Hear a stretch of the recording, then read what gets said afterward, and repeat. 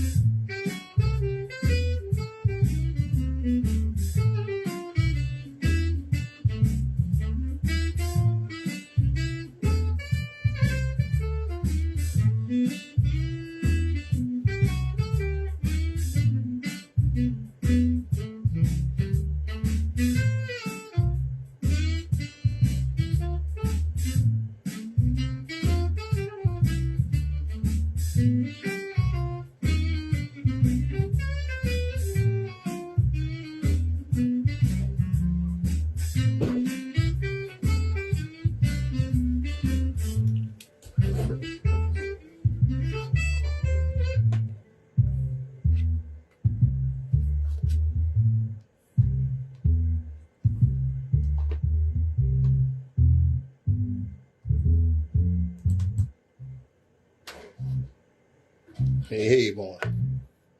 All right. I see you, bro. All right.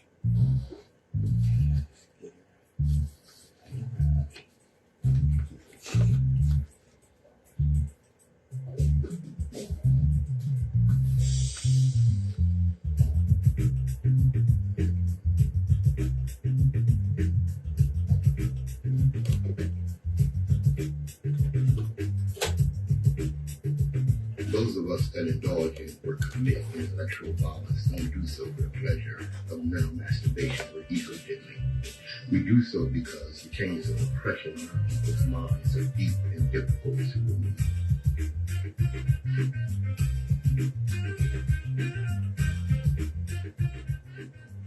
Good morning, my children of the sun. Welcome to the Open Eye on WHGE 95.3 FM, the Advocacy Education Station. I'm your host, Patrice Gibbs, and as always, we ready to get it started. I like this right here. That's this from my man, Seti. My mission is to make sure African-centered information is profoundly established with strong foundations carrying over to the next generation. That's right. Oh, yeah. Yeah. Oh, I know it's a little rainy outside, or like I always say, like the great poet Maurice White said, looking for a sunny day and it turns to rain, use the sunshine in your heart to ease the pain. All right. When to ride. You know, some folks will never realize how hard you are riding behind them until you park. As unfortunate a lesson as that is to learn, it is required. It's a required skill of discernment and necessity. All we need to do is pay attention and respond accordingly, not emotionally. Reality is, some people are only meant to come into your life for a reason and a season. That's it. What happens more than not, what happens more often than not, is we end up breaking our own hearts by granting permanent residence where an eviction is required. We allow our egos to convince us that somehow, if we work hard enough, if we care enough, if we sacrifice enough, one day they will come to acknowledge, appreciate, and return our love and loyalty. When truth is, neither of those can be convinced, coerced, or forced into reciprocation. One of the hardest lessons to learn is that not every person that is going to stay in your heart has to, or is even meant to stay in your life. No matter how bad you may think you want it, not everything that was once good for you is good for you in the long run. We need to establish healthy boundaries. We need to both value and respect ourselves enough to enforce restrictions, issue reservations, and honor expirations on relationships or friendships. When what you need and what you deserve can no longer be provided. When you are forced to question where you stand, walk. When things start to not add up, subtract yourself. And they don't value the privilege of your presence, give them the punishment of your absence. You can't make people appreciate you, but you can damn sure make them wish they had. Words of wisdom on the open eye.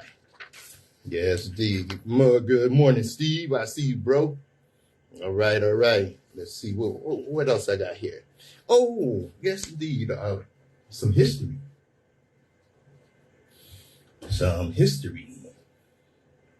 Martin Delany. Have you heard of Martin Delany? He was a physician, an abolitionist, and a field officer in the Civil War. Martin Delany was an African-American abolitionist, writer, editor, doctor, and politician. Born in Charlestown in what is now West Virginia, he was the first Black field officer in the United States Army, serving as a major during and after the Civil War, and was among the first Black nationalists. Preceded Garvey, probably had a strong influence on Garvey. He was a fiercely independent thinker and wide-ranging writer. He co-edited with Frederick Douglass the abolitionist newspaper, the North Star, and later penned a manifesto calling for Black immigration from the United States to Central America. He also authored Blake, or the Huts of America, a serial publication about a fugitive enslaved man who, in the tradition of Nat Turner, organizes insurrection. In his later life, Delany was a judge and an unsuccessful candidate for lieutenant governor of South Carolina. Despite this, he remains relatively unknown. Du Bois said his magnificent life, and yet how many of us have not heard of him? Historians have tended to pigeonhole Delany's contributions, emphasizing his more radical views, which are actually celebrated in the 1970s, while giving less attention to the extraordinary complexity of his career. Martin Delany, Black nationalist pioneer. Yes, indeed. Let me get my disclaimer out the way, and then we'll come back with some more. All right, WHGE 95.3 FM, The Open Eye. The views and opinions expressed on Open Eye are those of the hosts, guests, and contributors, and do not reflect the policy or position of WHGE 95.3 FM, nor our sponsor, the Delaware Center for Homeless Vets. Any content provided by Open Eye's hosts, guests, or contributors are theirs and are not intended to malign any religion, ethnic group, company, or individual. WHGE 95.3 FM, you are enjoying The Open Eye. Yes, indeed. Now, let me do that. Yeah. You know, I'm sure many Open Eye listeners know I have a healthy respect for Louis Armstrong. I talk about him often and what have you. And of course, love our homeboy, Clifford Brown. But my main man, my introduction to jazz was this gentleman I'm ready to talk about now. And I remember the first time I heard him, I was in the 5th grade. I was probably about 10 years old or so, 10, 11 years old, whatever. And my teacher, Mr. Horsey, played this man's, played an album from this man. And I heard it and I thought it was just the most amazing thing I ever heard. When I got home, I told my mom, look, I gotta have that album. And I probably played it 2 weeks before I even turned it over and was amazed all over again. Who am I talking about? The great Dizzy Gillespie. Dizzy Gillespie was a pioneer of the bebop jazz movement and has become an influence for generations of jazz musicians who have followed in his footsteps. John Burks Dizzy Gillespie was an American jazz trumpeter, singer, composer, band leader.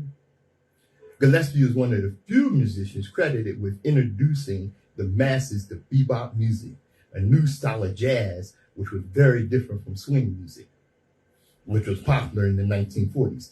He is known for his flamboyant performance style and on-stage clowning. He is known as the Clown Prince of Bebop, which will earn him the nickname Dizzy. Along with his contemporaries like Thelonious Monk, Kenny Clark, and of course Charlie Parker, Gillespie helped give rise to the bebop jazz, which is considered the first wave of modern jazz. Here is a brief overview of Dizzy Gillespie's life. He was born in 1917 in Cheraw, South Carolina. His father was a local band leader who taught him the basics of several instruments, including the piano. He's multi-instrumentalist. Following the death of his father, 10-year-old Gillespie started teaching himself the trumpet and trombone. Gillespie decided to become a jazz musician after hearing Roy Eldridge on the radio and attended the Leuenberg Institute in North Carolina. Heyday in the 1940s and 50s. In the 1940s, Gillespie organized big bands where he often performed as a soloist. Gillespie would play at jazz clubs with news like Minton's Playhouse in New York and appeared in recordings by Billy Eckstine's big band, an experience he shared with jazz legends like Miles Davis and Charlie Parker.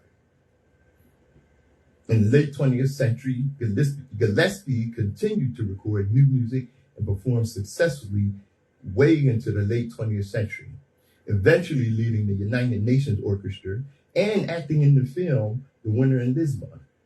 In 1989, Gillespie was given the Grammy Lifetime Achievement Award, as well as an honorary doctorate from the Berklee College of Music. Gillespie is revered as one of the great jazz trumpet players of all time, with fellow legends like Louis Armstrong and Duke Ellington.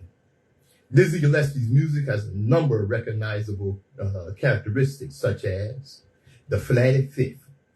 Gillespie is credited with popularizing the use of the augmented 11th, or the flat fifth interval, which has become one of the hallmarks of modern jazz.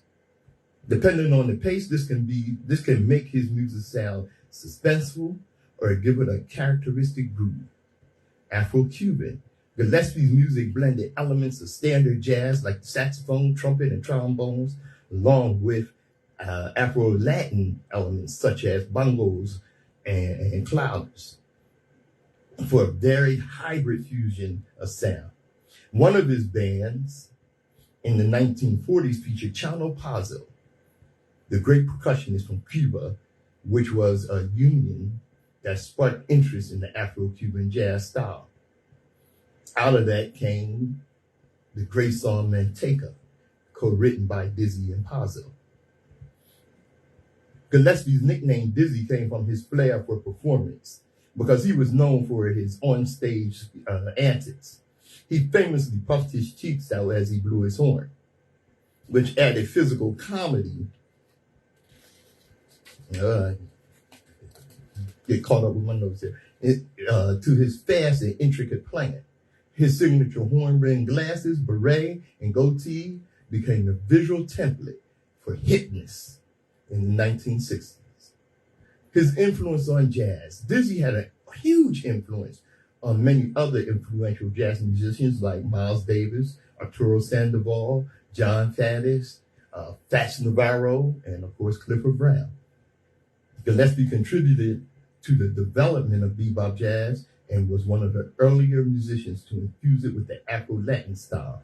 Gillespie was a risk-taker and innovator. He played on a trumpet that was bent at a 45-degree angle, a modification he claimed improved his sound. His style of dress became known as the bebop uniform. The influence of his performance style extended beyond the jazz scene and into the big beatnik scene of the 1960s, influencing writers like Jack Kerouac as well as many others who were part of the beat generation. You know, like I said, he was known as the clown prince of jazz, but don't get it mixed. Mr. Gillespie, who passed on in 1993, was known as the professor. He was a great teacher, a jazz artist. Yes, indeed. WHGE 95.3 FM, the Open Eye.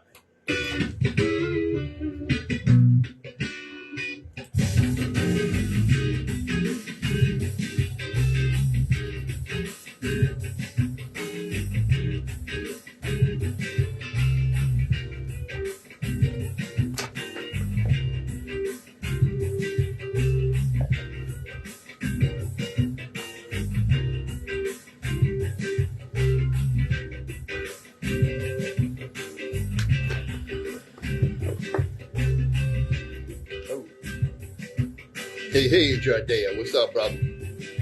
Peace and power. Yes, indeed. Big up, Cedric. All right, homies.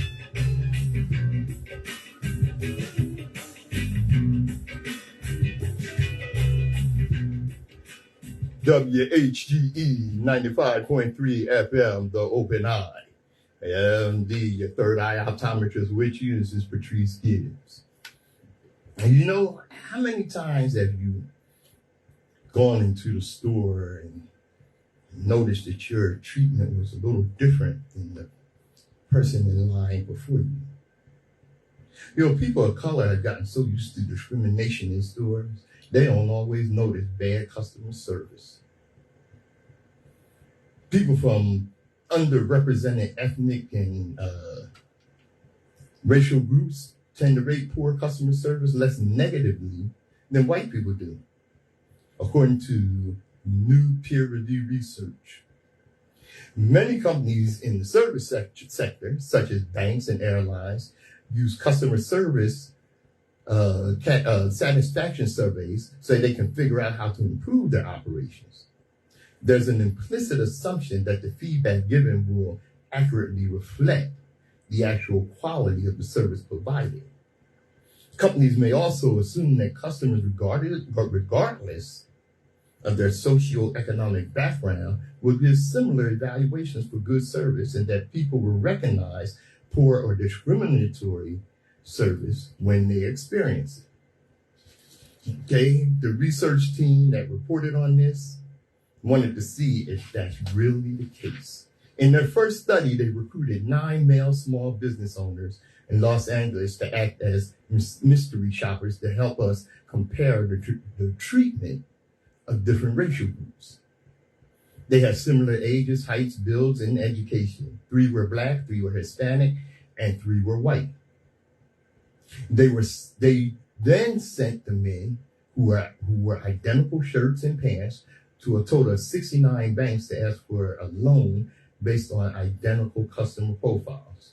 They also secretly recorded the meetings using a camera embedded in their shirt, a method approved by the state's Attorney General's office.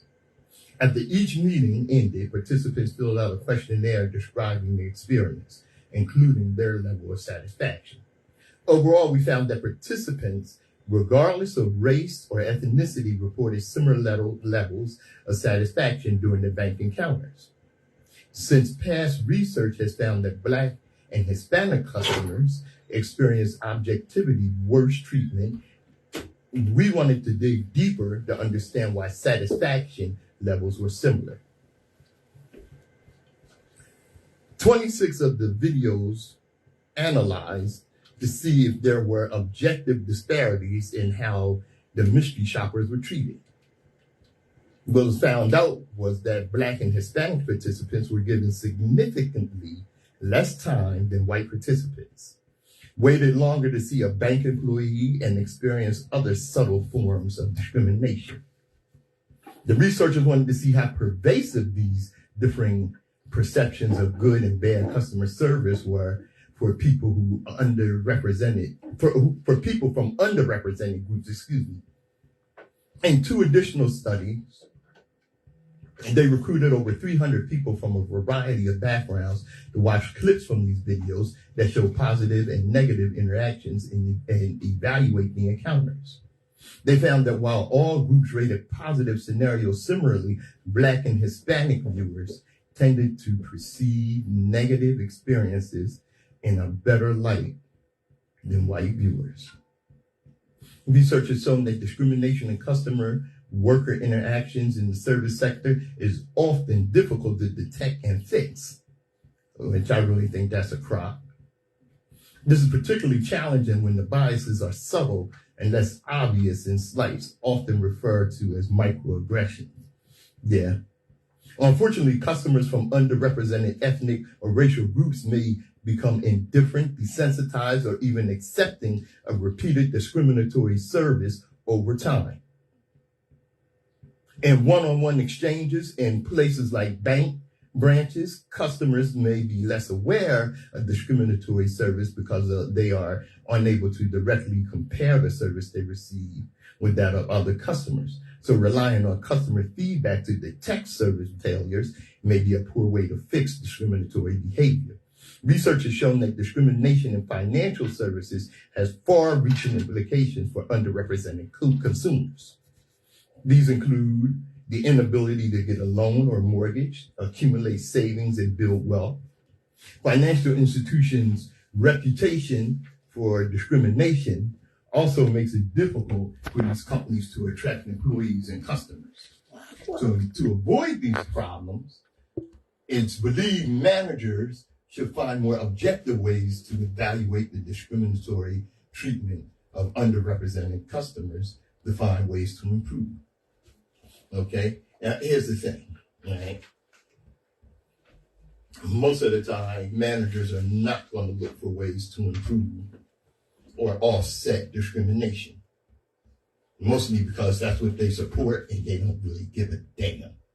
They do not, in a lot of instances, want to change the microaggressions that Black people experience in these situations.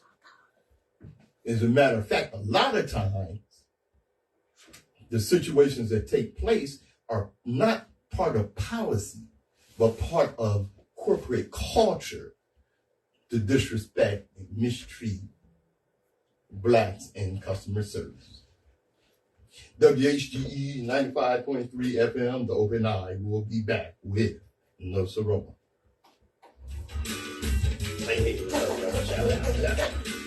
Yaga, what's good, y'all? Yo, Shay, yo, what's good? Cedric, Steve, Jardale, what's happening? Ain't nothing. Yo, Lou, I seen you at the father-daughter joint, you know what I'm saying? Kicking your heels up. I was bagging up. Yo, Mike, yo, belated happy birthday too, homie, you know what I'm saying? I see you too. I be watching y'all, you know what I'm saying? WHGE 95.3 FM, The Open Eye.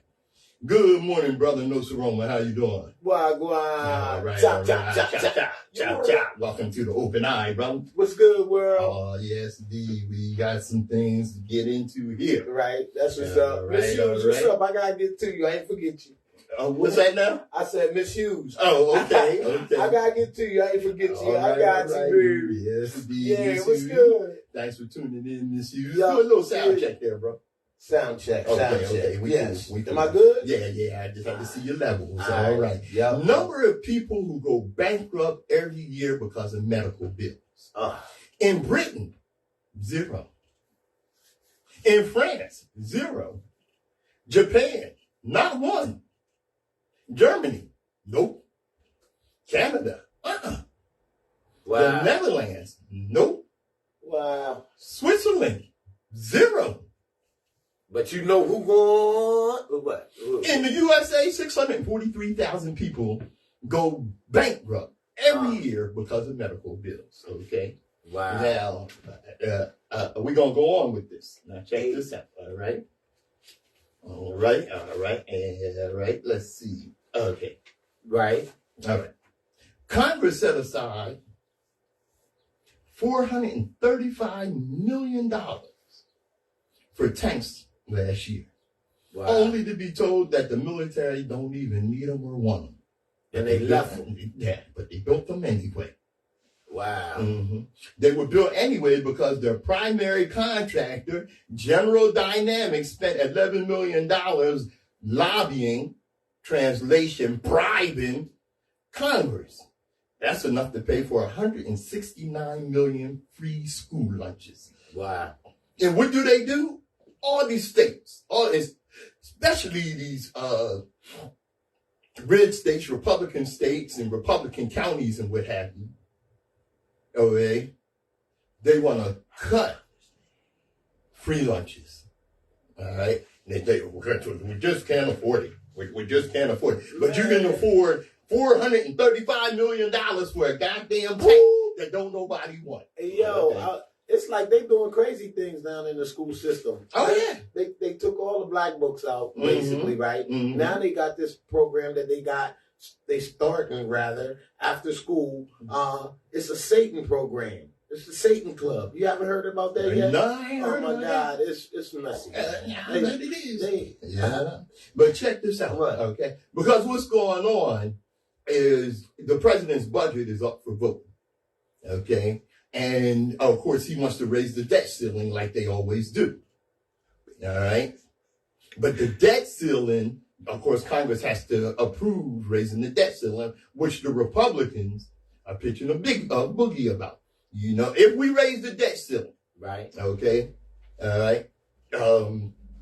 We need to cut in order to raise the debt ceiling. Okay. What the Republicans say is we need to cut social services, which is only like 1% of the budget. And really, like, food stamps are like what? 1/10 of 1% of the overall budget. Now, if Republicans were willing to scrutinize billionaires half as much as they scrutinize people on food stamps, you know, I mean, we could afford everything. Okay. Now, they always go after the little guy. Oh, yeah. You know, now the U.S. has announced another $1.2 billion in aid to the Ukraine. The U.S. has committed $37.6 billion in military aid to the Ukraine since the beginning of the Biden administration, including $36.9 billion since the beginning of the war in February of 2022. Wow. So, you know, they got all this money to spend on that. See, look, let me tell you what, it's a crop. Anybody that feeds into this is like a Charms lollipop. You're an all-day sucker. This debt crisis that they always get into is BS, and it's a manufactured crisis. And it's manufactured by a bunch of right-wing hypocrites and the right-wing press. Where was all this concern when Trump was handing out tax cuts to billionaires? Where was all this concern when the Bush regime raided the American coffers to pay for 2 wars and tax cuts for his greedy, un-American, wealthy friends who did not produce any jobs and socked away the money in tax shelters and Swiss bank accounts, like Trump? Let me tell you something, how to fix the economy, all right? I'm no genius.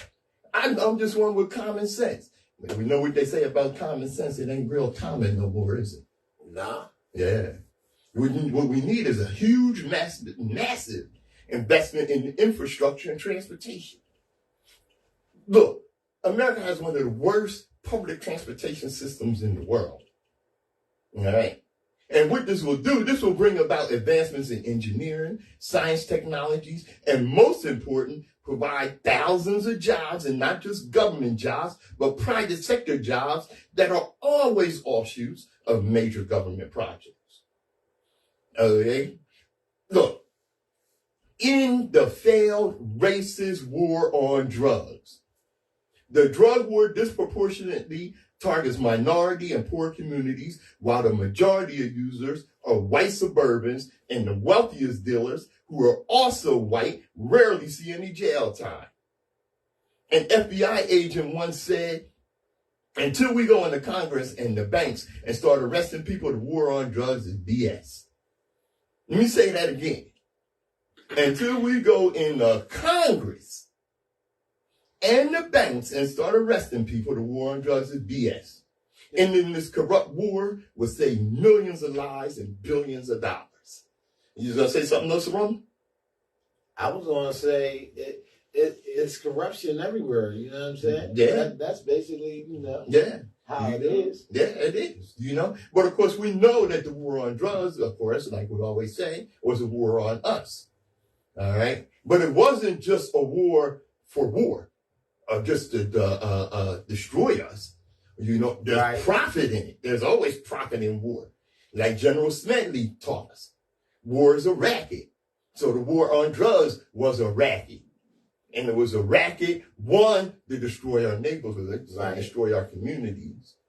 Two, to pump up the financial coffers and establish the private prison industry. That's almost a tongue tire. It's so private prison industry. Yeah. And it's all lucrative. Mm-hmm. You understand? Mm-hmm. And that's the bottom line. Mm-hmm. To them anyway. Yeah. Even though we're in $1 trillion of debt, they can't pay their bills. Right. But they want you to pay your bills. Mm-hmm. I don't get it. America owe money. Yeah, true. And can't pay. And look, not only that, but look how silly they are. Look how silly they are. Because I don't owe nobody a damn thing. Don't give me that. We crack. When you talking about America, I don't. You part of our squad. America says you're a citizen. I don't give a damn. Give that money up. They stonewall you, man. Regardless, they'll stop your bank account. They'll do things to you. Yeah, they sure will. They'll take all your money. That's right. What's his name? Wesley? Hey. Wesley Snipes. They locked him up. Took a whole lot of his money. All right? But like you said, they come after the little people. Yeah, and the dark people. All right? Yeah. Now, recently, Delaware has been one of the most recent states to legalize recreational marijuana. It was already legalized for medicinal purposes. Okay. All right. Now it's legalized for recreational purposes. So you know what that means, right? What that mean? That is a police key to check and search your car. Mm-hmm. For people that you could have been smoking 9 hours before they stopped you, and they still, I smell marijuana, and then it's on. Yeah. You know, and if I bring the dog in, you got anything in the car? Yeah. The routine begins. Yeah, but they can't arrest you for it because it's legal. No, but that but what they can do is test you and see if you have marijuana in your blood. Therefore, you are driving under the influence. You're right. And now everybody is part of the money plan, the money scheme. Like your insurance will go up. Yeah. The insurance people part of it. You know what I'm saying? Yeah. I mean, it's but there's a benefit to it. What? There's a benefit to it. And one of the main places to look is Colorado, and what they did with the tax money, with the money that they got from taxing legalized marijuana. They improved their schools, they improved their hospitals, they improved their infrastructure. Colorado did the right thing. Now, if these states take Colorado's lead and do the right thing, and not only that, murders went down, crime went down. That's the main thing. Yeah. But putting money in the schools, investing that money in the schools, Mm-hmm. like you said, they get billions of dollars to go get tanks to just leave over wherever. Yeah. And that money that shouldn't even be a conversation about money, because we should have money to support our school system and our kids all the time. Yes, we should. Yes, we should. It shouldn't have taken legalized marijuana to improve our education That's system. exactly what I'm saying. Right. You know what I'm saying? All right. But we need to promote the use of hemp products, okay, which is a cousin or sister of marijuana. The hemp plant is one of the most useful plants on the planet. Okay? So back in the day, the slaves picked hemp and cotton, or just trickle? Well, hemp was a very useful product until the early 1900s, when Randolph Hearst, who owned a lumber plant as well as a paper producing plant, Right. okay, and of course he used that lumber to produce paper. He paid off Congress to outlaw hemp, okay, as well as marijuana, so that his profits could keep rolling from, making paper out of lumber and what have you. All right. Now we need to end subsidies and tax breaks to corporations that are making record profits, like the oil companies and the NFL. Cut the crap. All right. And this is how you can improve our economy. The Open Eye, WHGE, 95.3 FM. Patrice Gibbs. Nsoromma. All right. Yeah. Back in a minute. Yo, Wagwan, Brother Slaughter, us, what's good? Give each individual the black time to develop financial purpose with counseling. Deposit money in our accounts. They have our social security number so we can build our dreams and our lives. Almost definitely. What else? Good morning, brother. Nephew in love. Yo, keep putting in that work. Celeste, what's good? Yo, Pat, you got shouts out over here. All right. Sherry, oh, yo, you know what I'm saying? Yeah. Yo, E, brother Miss Pop, what's good? You know what I mean? Thanks for tuning in. You know how I go. Deja D, happy birthday to you, belated too. I see you. I just couldn't take it in. I was moving so fast. All right. WHGE 95.3 FM, The Open Eye with Patrice Gibbs and Nsoromma. Yaga. Getting it in. Yes, sir. Nsoromma. Yes. The U.S. is on track to set a record What kind of in record? 2023 for mass killings Oh. after a series of shootings. The country is seeing an average of more than one mass killing weekly, with little political prospect of meaningful gun control. After a series and other attacks, 2023 is on track to be the worst in recent history for mass killings. What are we going to do about it? That was a question, brother. What are we going to do about it? Look, Well, let me go here. Are you in favor of background checks for guns? Yeah. All right. Are you in favor of enforcing existing gun laws? Depending on the gun law. Okay. Do you think the legal age of 21 should be in place to buy a gun? No. No? Okay. And I'll tell you why. Okay. If you give an 18-year-old Mm-hmm. a uniform to put on and go fight for our country at 18 and give them a gun. Then at 20, then they should be able to buy a gun at 18. Exactly. I can't really disagree with that, okay? Because that was the reason that the voting age was dropped from 21 to 18. Because if you're old enough to go to now, you're old enough to You're vote. old enough to sacrifice your life Mm-hmm. for the so-called country that when you get out won't help you. Mm-hmm. I mean, Mm-hmm. Okay. Do you agree that mental health checks should be a requirement for all gun buyers. Because you crazy, you can't protect yourself?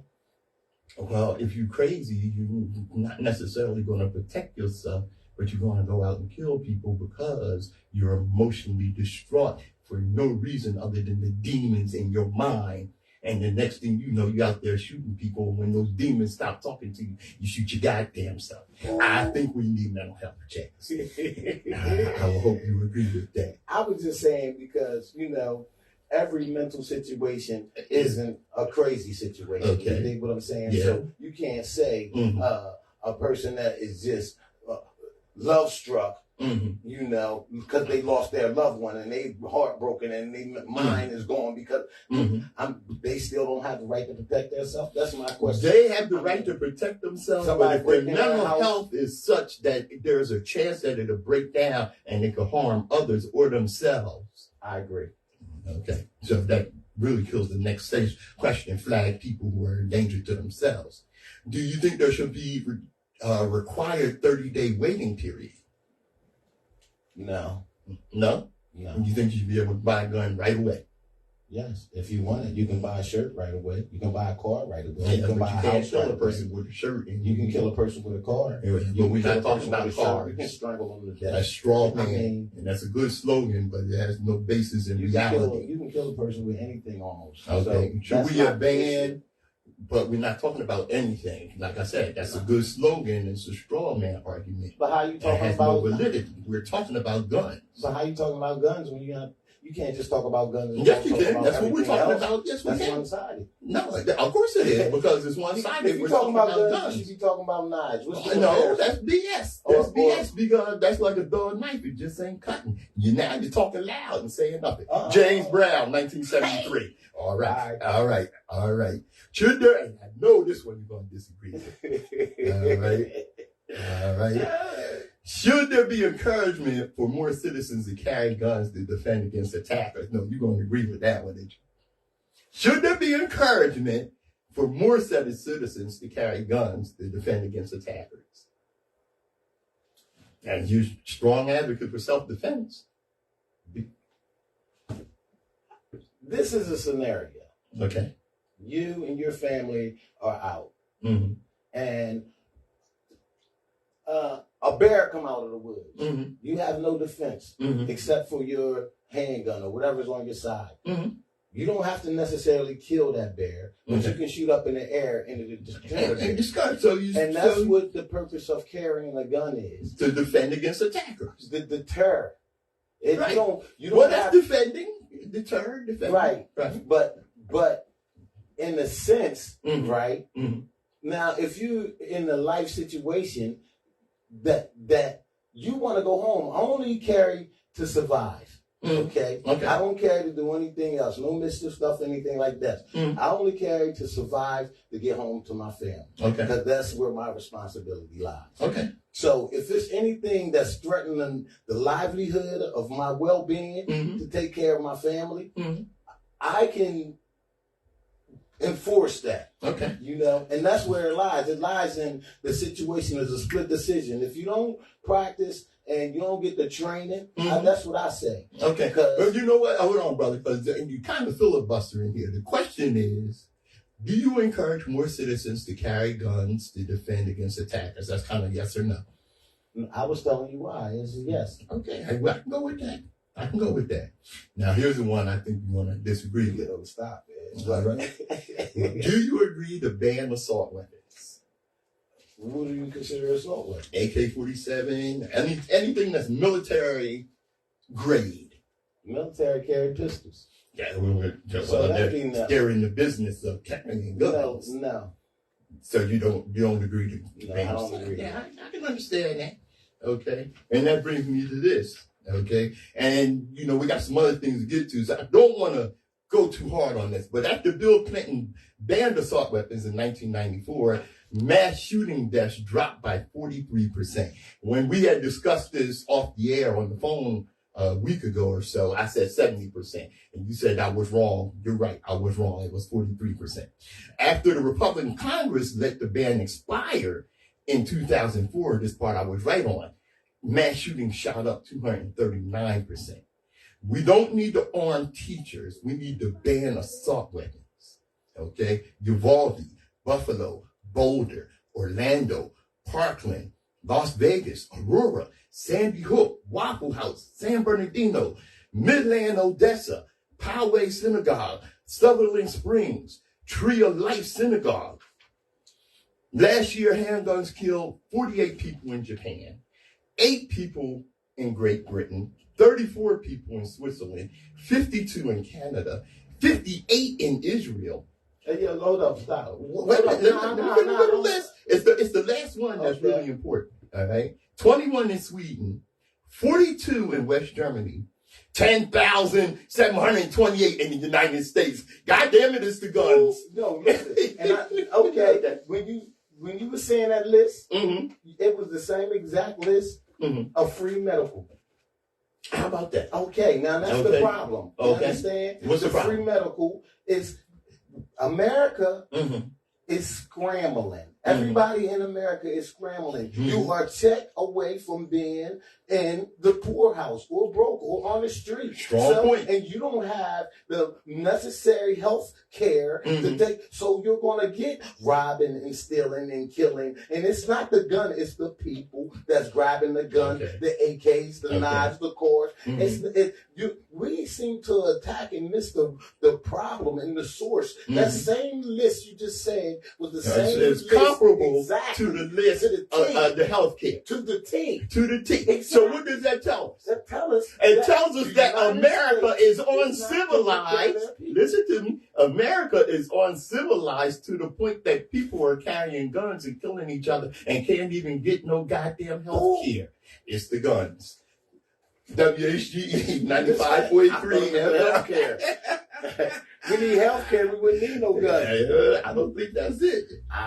Look, before I go to the music, all right? Without the health care, all right, I'm listening. And the guns that we got, everybody running around willy-nilly, you know, the Wild Wild West is now spread all across the country, all right? Now you can get shot, and you can't even get no goddamn health care. But you'll never finish it. You'll never finish it, y'all. Yo, I hope you post that data, brother Patrice. I hope you post that data, brother Patrice. Hey, yo, don't become part of the manufacturer crisis, brother Pat. Hey, it's too late. Racist people had them. The more people that have them, possibly the less shootings will they have. That's ridiculous. Yeah. Who said that? Tell me that's brother slaughtered, and that's true. Who said that? Statistically, Pat. Who said that? This brother slaughtered. Yo, okay, brother slaughtered is absolutely wrong. Yo, he don't know. He just go by this. I don't know what he go by, but he don't really. He don't get the real information. Right? Let me ask y'all something. Are y'all in the NRA? I am. I'm a member of the NRA, ISA, NBC, ABC. You know what the NRA stands for, right? You know what the NRA stands for, you goddamn alphabet people. National Rifle Association. The National Redneck Association. I thought it was Nick Rose. Oh, watch out now. That's what you saying. You can do whatever acronym means. That's what I put on it, okay? WHGE 95.3 FM. Me and Nsoromma will have to agree to disagree on the gun thing. All right, because I'll tell you what. But here's the thing. The ex-Marine who killed Jordan Neely in the chokehold will now face a manslaughter charge. That should be murder. And damn sure should. Manhattan prosecutors said Thursday they will bring criminal charges against a man who used a fatal chokehold on an unruly passenger aboard a New York subway train. A death that stirred outrage, of course, and debates about the response to mental illness in the nation's largest transit system. Daniel Penny, remember that name? Daniel Penny, a 24-year-old U.S. Marine Corps veteran, was arrested and faces a second degree manslaughter charge, which could carry a jail term of up to 15 years. Okay. Now, one of the things that came out and that the mainstream press is pushing is that he did this to intervene. And he did it to intervene to keep everybody safe. No, he didn't. He did it because he saw a black man making white people uncomfortable, and he murdered him. Not only did he murder him, but he had help. Okay? And I will tell you something. Have you seen the video? Yes. Did you see the look on his face? I'm talking about Daniel Penny when he was choking Jordan Neal. Yes. It was a look of, yeah, I'm killing him. Yeah. That was the look on his face. Okay? So like Nsoromma said, no, it's not manslaughter, it's murder. Murder straight out. If it was any other nationality of person, it would be a murder charge. That's what it would be. Period. You know damn well if that had been reversed and that had been a black man choking out a young white man. Now this is the point that I want to make real quick. Should his arms be banned? That's just silly. That's that slogan, white supremacist talking point. Brother, if you don't have to be white. You don't have to be white to be repeating Fox News, brother. We can't both at the same time. We can't both talk at the same time. If you're going to be using Fox News talking points, brother, you are a follower if you're spouting slogans from white supremacists, which is exactly what you're doing. That's just silly. If you're going to approach this situation with intelligence, let's talk. If you're going to approach it with emotional slogan, no, it don't go the same way. That's ridiculous. It does. It's ridiculous, brother, and we moved on from that. Come on, man. Really? If we're going to speak, let's speak from intelligence and from analytical reality, not from emotion. You know what? You know why most of these white supremacists had them great big ass guns? Because they got a little itty bitty pecker. That's the reality.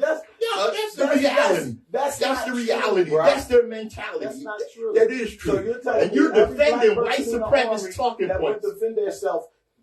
Can't defend themselves. I never said anything about self-defense. I said you can't compare apples to oranges. That's ridiculous. It's a straw man argument. And that's not even what we're talking about. Brother, let's stay on topic. That's where we're at. Should they ban arms for choking a brother? Should they ban arms? I mean, your arm. The choke move is automatically banned anyway. The police can't use it. Okay. So he should automatically be locked up from the ban of the choke. So what we should do is, what I'm saying. Anybody that has the mindset that might use a chokehold, we should cut off their arms.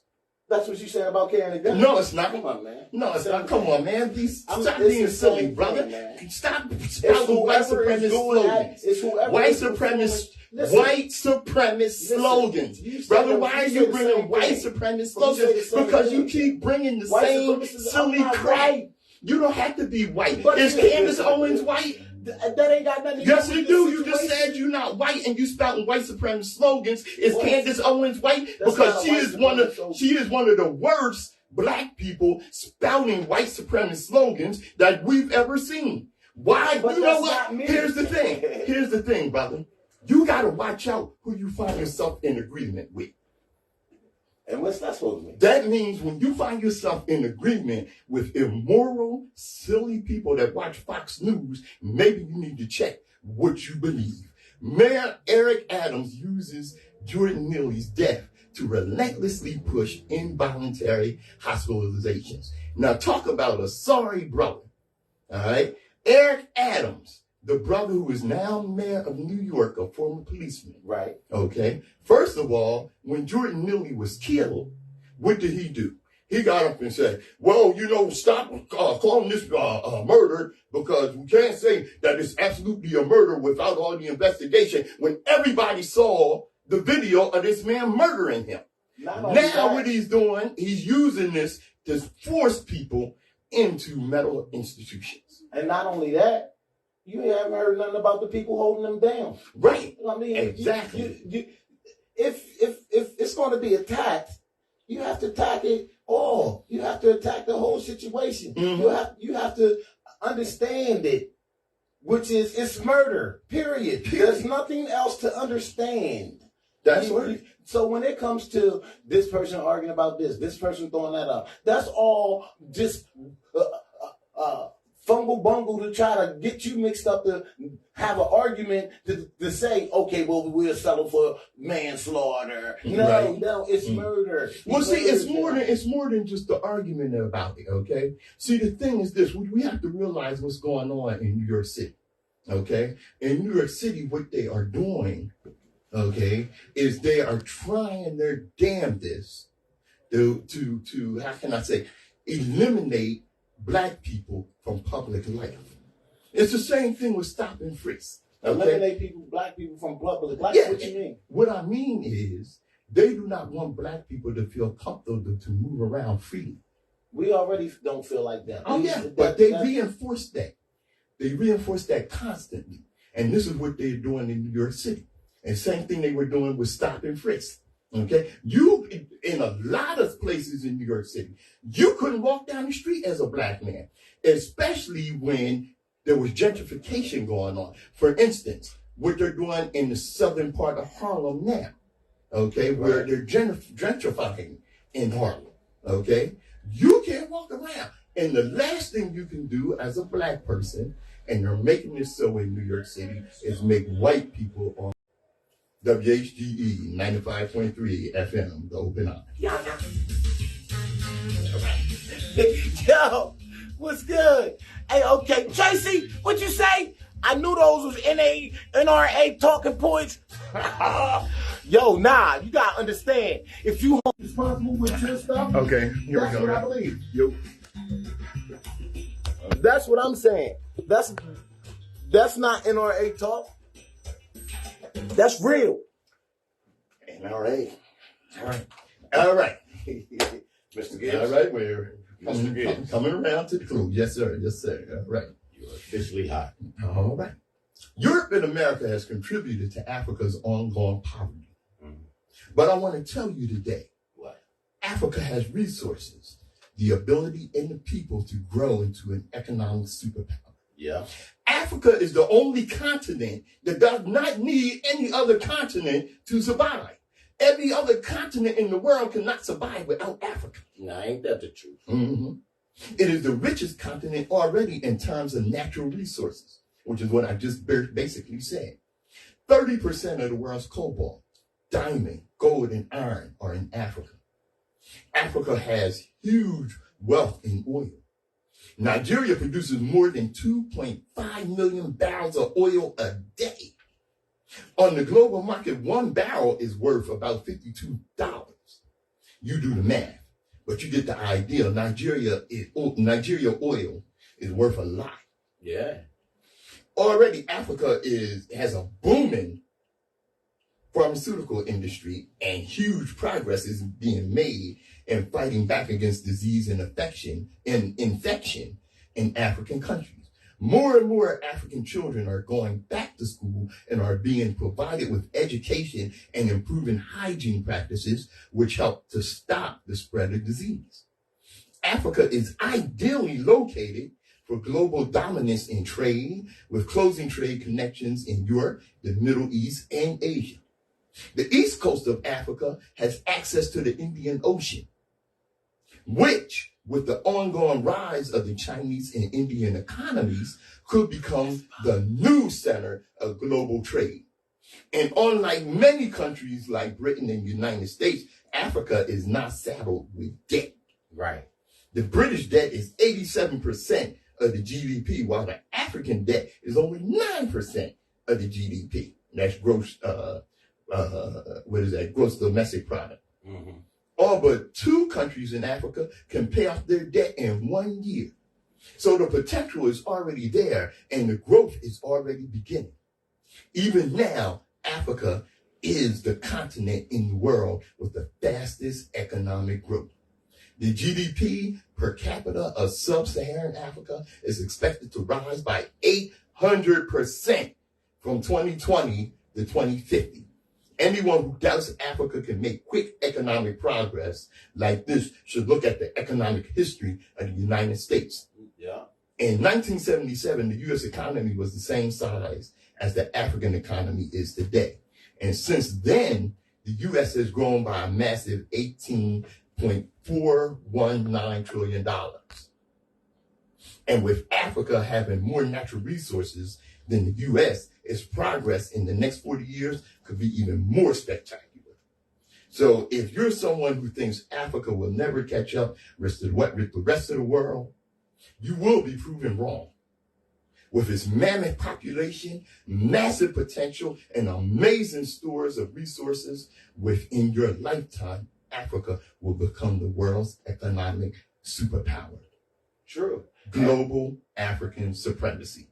True. And one of the brother Misbah just was saying that the continent of Africa is self-sustaining and the most important and most valuable continent on the planet. On the planet, you know, no doubt. and that's true. You know what I'm saying? Absolutely true. So all high power, Russia, China, all of them trying to get a piece. Oh yeah. You know, Oh yeah.